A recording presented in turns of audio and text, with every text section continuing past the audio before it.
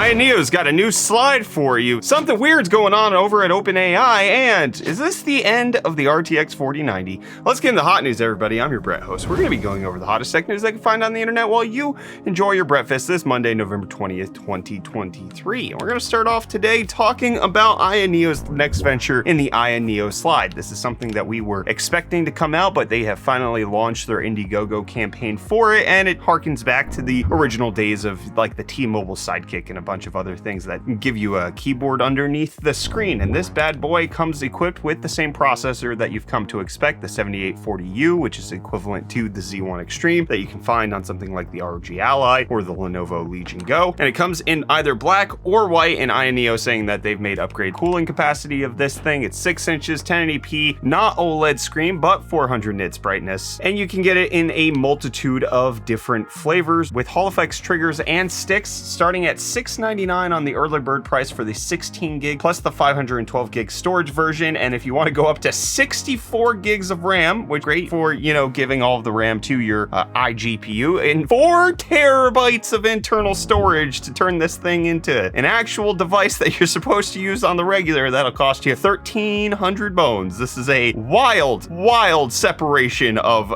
16 gigs plus 512. It's like, yeah, that's good for gaming. And then 64 gigs plus 4 terabytes is like, I think the 7840U is a little underpowered for that. I'm intrigued in this. We're gonna see if Ioneo might send one over to us for review. We'll see if that happens. Big thanks to everybody who watched our Legion Go review over the weekend. A lot of love on that one. A lot less love on the PS Portal review that we dropped, which, man, a lot of people think that I have copium and that I am justifying my purchase of the PS Portal, but all I can say is that I have played more PlayStation games on that Portal in the last weekend than I played in the last almost a year. Anyways, speaking about playing on your consoles, let's talk about today's video sponsor. Today's video is sponsored by Nexigo and their lineup of Nintendo Switch controllers that you can check out at the link in the video description. And in fact, they are giving some of these away. And if you use the secret code UFDTech, you can get 5 bonus entries into the giveaway. But these are the NS32 and GripCon case that Nexigo has released. Both of these controllers have 6-axis gyroscopes for tilt controls and dual vibration motors for immersive haptic response. They also have customizable RGB around the little rings, both on the GripCons as well as the NS32. And the NS32 is compatible with all versions of the Nintendo Switch, the Lite, the regular, as well as the OLED. And since it uses a Bluetooth connection, you can also get this for PC, Mac, iPhone, and Android usage as well. And as you can see, it comes in a dazzling array of different colors, having a very similar form factor to some of the other Pro controllers that Nintendo has released. This gives you a good way to showcase your personality, but also have something that has all of the functionality that you need. And the GripCon case actually allows you to slide your Nintendo Switch or Switch OLED into the case, and then you have access to the Hall effect GripCon controller. And that's right, this thing does have Hall effect sensors in the thumbsticks, which are electromagnetic sensors that prevent stick drift from developing over time, which, as we all know, is something that you definitely want to prevent on your consoles. So you can check out both the NS32 controllers and the GripCon at the link in the video description. And again, they are doing a giveaway where you can use code UFDTech to get a bonus 5 additional entries. You can get them in a variety of colors. I have Violet, Unicorn, and Cosmic Nebula here on the NS32, and we've got Cosmic Nebula on the GripCon.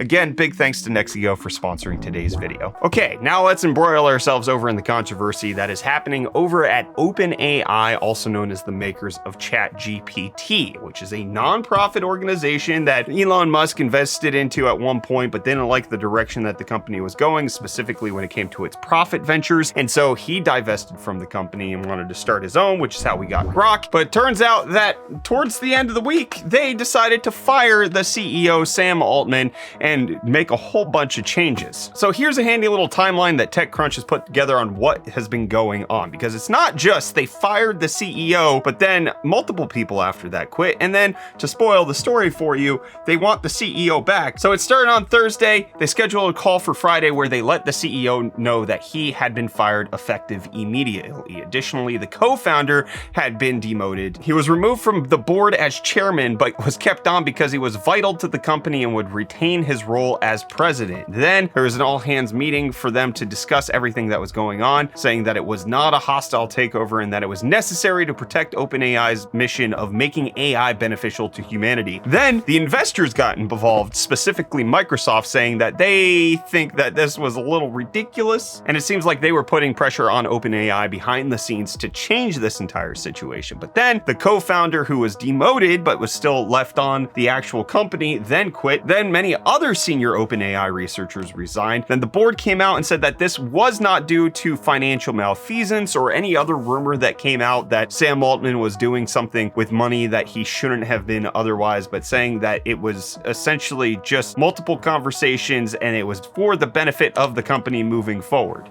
Then companies like Microsoft stepped in. The board agreed that they were going to potentially reverse course. They invited Sam Altman to meet at OpenAI HQ. And then it turns out that as I was getting ready to film this, Sam Altman and Greg Brockman, who is the co-founder, decided that they were going to meet at OpenAI HQ. And Sam Altman tweeted this. Now it is time for me to check as I'm filming. Is there any update? There was a 5 p.m. Pacific deadline for the board to make an agreement, and I'm filming just before that deadline, right before 8 p.m. Eastern, so it will likely get updated before this episode of Hot News comes out, but we'll keep you updated in tomorrow's episode to let you know what's going on over at ChatGPT, which was the AI that took the world by storm. But likely, if Sam Altman and the co-founder leave, they're just gonna go start up another AI company that likely does roughly the same thing, but doesn't have any of the baggage of being a nonprofit, and then they're gonna go make themselves a whole lot of money. We'll see how this all shakes out. But one of the things we talked about last week was how Nothing, which is a phone company that has an Android phone, was planning on releasing an app that made it so that you could send iMessages on the Nothing phones using an application known as Sunbird. To do this, turns out on launch on Friday, there were massive security vulnerabilities, which I warned you of in this episode of Hot News, but it got pulled from the Google Play Store. It is not happening, and they're delaying the launch until further notice, specifically because Sunbird did make it so that the messages were being stored in plain text, and it logs messages pretending that they're errors so that it can actually get around the fact that it's not actually logging the messages. But it turns out that there's a lot of security vulnerabilities here. Nothing, not really talking a whole lot about it. Sunbird saying that, oh, that this is a bug, this isn't a feature, but a lot of people doing a lot of in-depth research seeming to indicate that this was known by Sunbird, and if Nothing had done an ounce of due diligence, they would have seen that this was going to be the case, that logging into a third-party site with iMessage is inherently a risky security venture, and they did not actually put the effort into verifying whether or not this was safe to go public with, which turns out it actually wasn't. Seems to do a lot of damage to Nothing's credibility. Let me know what you think of this down below in the comments, while Reese lets us know what's going on with deals. Yo, happy Monday, everyone. Welcome back to EFT Deals, bringing the hottest tech deals out on the internet, and today we're starting off with the Fantex Eclipse G300A mid-tower ATX case, which you can pick up for only $44.99 with the included promo code and after a $10 rebate, bringing your total off to $25. But then next up, we have the AMD Ryzen 7 5700X, which you can pick up for only $169, nice, with the included promo code, making it $130 off. And lastly, we have this Asus TUF Gaming 27-inch 1440p 170Hz IPS gaming monitor, going for only $189.99, making it $140 off. And with that, the deals are done. You can find these and more linked in the video description down below. But until next time, I'm gonna hand you off back to Brett for the rest of your hot news. Cheers. Thanks, Reese. I got a deal for you. Frito-Lay is going to switch on over to EVs. That segue made absolutely no sense, but Frito-Lay unveiling its first all-electric truck fleet over in North Carolina, with them making all of the trucks that they need. Ford Transits, 28 of them, where they're roughly driving 800 miles per day total between the fleet, and they can just charge at the base station, where they have a wide range of charging solutions, making it so that they can get all of their orders out the way that they need to. And as part of Frito-Lay moving towards this, they were also the company that first took delivery of the Tesla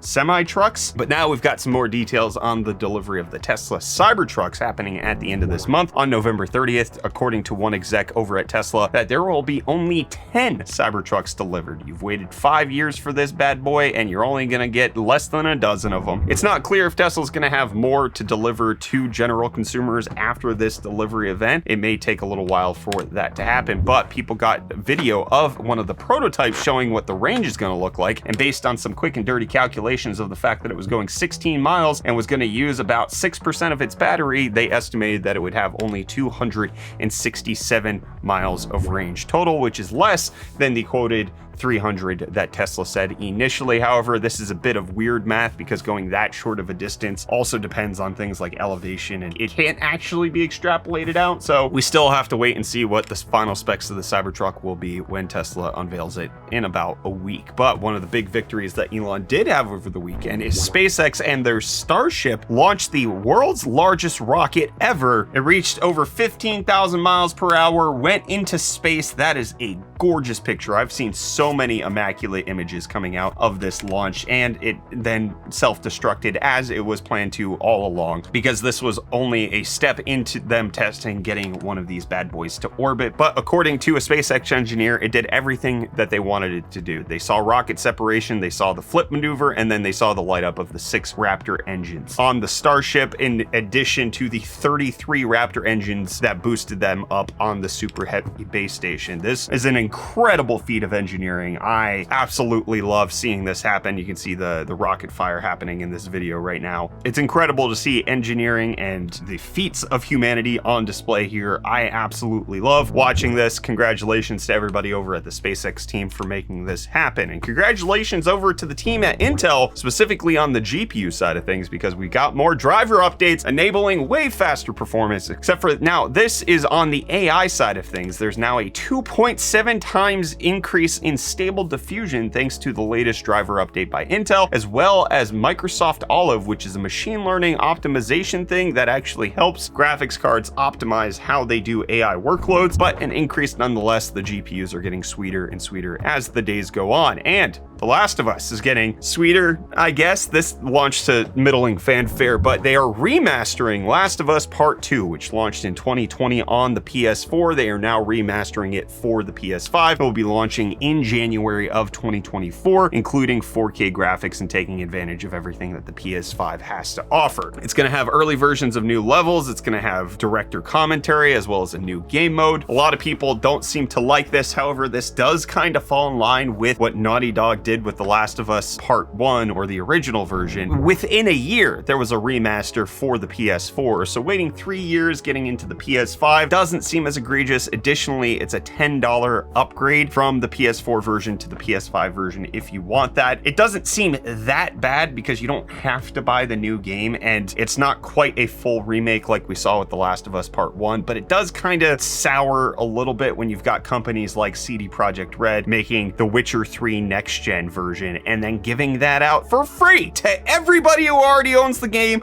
no matter what platform they have. Let me know what you think of this. Naughty Dog pulling it so that you have to potentially pay for the visual upgrade for The Last of Us Part 2. I want to hear from you down below in the comments. And we've heard a little bit more about the RTX 50 series, kind of confirming some things that were essentially already pre-known factors, like the fact that the RTX 5090 is likely to have DisplayPort 2.1, like AMD cards already do. Additionally, it's expected to be on the TSMC 3nm node process, which again was a presumed entity. However, there was that one time that NVIDIA switched to Samsung, so it's not always a guarantee. And it's not guaranteed that we get to keep the graphics cards that are currently out there. The RTX 4090 disappearing not just in China, but nearly everywhere, it turns out. So Friday was the deadline for NVIDIA to stop shipping the RTX 4090 to China. It can no longer be sold there. And then it got effectively erased from NVIDIA's website. The 4090 is no longer on the Chinese NVIDIA website whatsoever. You can't find it for MSRP anywhere in China because everything's now going to have to be a third-party resale because there are no actual official sales that are allowed to take place, and that adds more countries onto the list that aren't allowed to get all of NVIDIA's graphics cards. But if you add that on top of the fact that the RTX 4090s are also disappearing here in the United States, if I look on Best Buy, where my local Best Buy has had several 4090s in stock, they are effectively nowhere to be seen except for in the realm realm of pre-built PCs. If you go over to a place like Newegg, it is additionally the same thing. This 4090 shipping for $24.93, that's not from a first-party manufacturer. It's only from OEMs that you're seeing. Again, this MSI liquid-cooled version should be selling for about $300 less than this, which means that the stock is actually drying up. Now, if it's this tied to the Super launch that's happening, we are not necessarily supposed to get a 4090 Super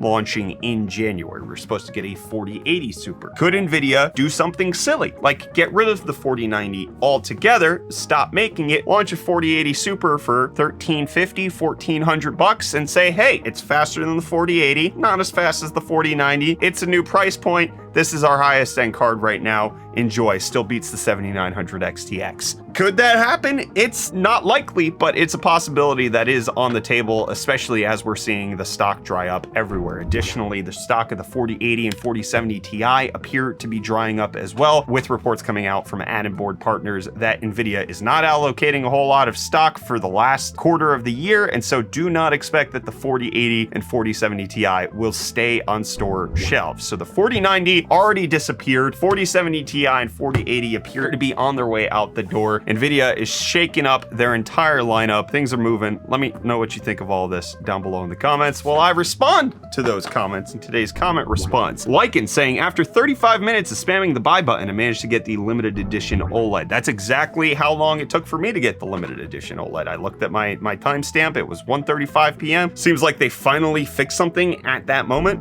I don't know. Samson saying, I definitely want a Steam Deck OLED, but with these new APUs coming out with their better power efficiency, I just can't pull the trigger. The battery life just isn't there for me yet. On the other hand, I'm pretty sure Valve won't be releasing the Steam Deck 2 until 2026, 2027. Still happy to see the handheld market thriving. Yeah, the Steam Deck was always underpowered, was at launch, but the benefit that it does bring is SteamOS. The ability to have those games launched seamlessly, natively in Linux has been great. I really wish that they upgraded the APU. They're not going to. If you're waiting for the advantages of SteamOS with the power of other handhelds, you're going to be waiting a while. Valve has reconfirmed and reasserted that they are still working on bringing SteamOS to other devices, and I think once that happens, the doors are going to blow wide open for a lot of the handhelds out on the market right now. Give me a Legion Go with SteamOS. Oof, that's going to be fantastic. Would love to see that happen. Pedro saying, this method of business where you let people watch 2 episodes for free and then you have them pay to watch the rest is pretty great, to be honest. You taste the show, liked it, buy it. Didn't like it, okay, just move on. Really clever, and I can see more of that in the future. See, Quibi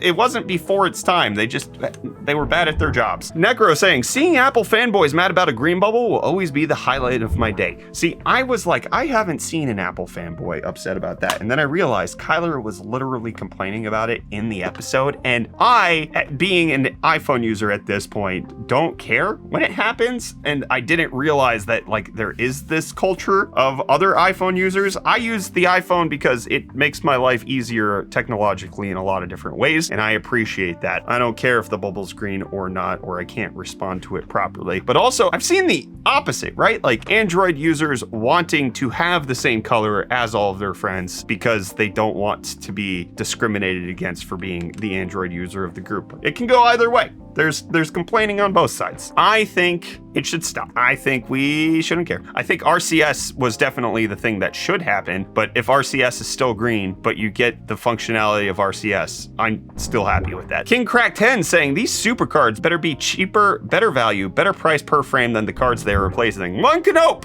hope. It did seem like NVIDIA did that with the last Super Series, but it doesn't matter what NVIDIA did before. They'll change it. They never had a card named Thai Super before, and guess what? Life moves on. Things roll down the street and love keeps rolling. I don't know, man. I don't know what I'm saying. Jenna said, Kyler, why is it still so hard to buy sought after things online? Cries and Swifty trying to get Eras tour tickets. No, but seriously, how does this work? Why does every website put up a banner say that they're dealing with high volume, but not just prepare for the high volume? I don't know. I've talked to like network infrastructure engineers before, and like there are some times where it's like legitimately unprecedented, even if in your wildest dreams you've pre-allocated all of these resources and then you still just blow straight through them. Something like the Eras Tour probably did that. Based on everything I know about that entire Taylor Swift ticket sale, everything that happened there, unprecedented demand, largest tour in US history. There was no scope to compare it to, so probably caught out to lunch. With something like the Steam Deck OLED, I'm gonna almost bet, I guess this is a gut feeling and I don't actually know this, but I would presume the demand for the OLED was not as high as when the original Steam Deck launched. People have been getting their hands on Steam Deck. They've sold millions of them. The OLED update, I don't think is enough for everybody who bought the regular Steam Deck to now switch over. I think there was high demand, but I don't think it was a Steam Deck launch levels of demand. So I think Valve had something. I don't know why all of the time. I do know that network engineers keep the internet running, and probably best to not, like malign them or insult them, but there is an element of under preparing, but then there's also this element of like, you legit can't prepare for some scenarios and stuff gets borked. And this episode of Hot News is borked. It's done. I'll see you back here for more of the hottest tech news tomorrow with Kyler.